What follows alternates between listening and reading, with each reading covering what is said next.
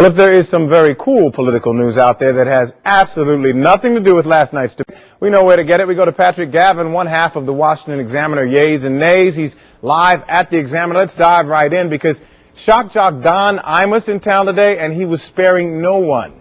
That's right. It doesn't matter if you've been let go by MSNBC, if you've been let go by CBS Radio.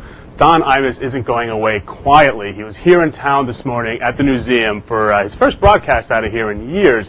And he had a lot of controversial things to say, as can be expected, calling our president right down the street on Pennsylvania Avenue dumber than my cup of coffee, calling NBC's Tom Brokaw pretentious. His sidekick Bernard McGurk called Barack Obama a terrorist appeaser. Obviously, a lot of this is certainly done tongue-in-cheek, but for a lot of people in the audience, it was a live audience, they thought, you know, Don, is this what got you in trouble in the first place? Obviously, Don didn't care when he said what he said about Larry King. No, he didn't. In fact, it was Bernard McGurk again who said, you know, I think Larry King seems really angry recently, like his diapers are full. Ooh, nasty. That's just nasty. Now, we will not, or will we see America's #1 hockey mom, Governor Sarah Palin, dropping a puck at a Caps game?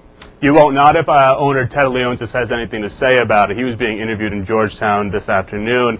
And you may recall that Sarah Palin dropped the puck at a recent Philadelphia Flyers game only to be booed by the crowd. So it was asked of Mr. Leonsis, would you ever let that happen at a Capitals game? And he said, no, not under my watch. He thinks it's an inappropriate mix of politics and entertainment. So even if she gets elected, don't expect her to drop the puck around our neck of the woods. If the President Bush can throw out a baseball, I don't know why the hockey puck should be off limits. But in any case, let's move on to the other side of the aisle and Barack Obama, who got an endorsement that nobody saw coming.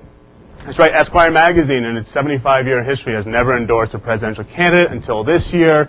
Not surprisingly, they're coming out for Barack Obama. But what's not been reported as much is the fact that they also came out with their top 10 best and top 10 worst politicians. The good news is that nobody from our neck of the woods made the worst list. The news is that nobody from our neck of the woods made the good list either. So people like Joe Lieberman, the magazine took on for saying that he's just been a small man, you know, plotting revenge against his party, calling Representative Joe Baca corrupt.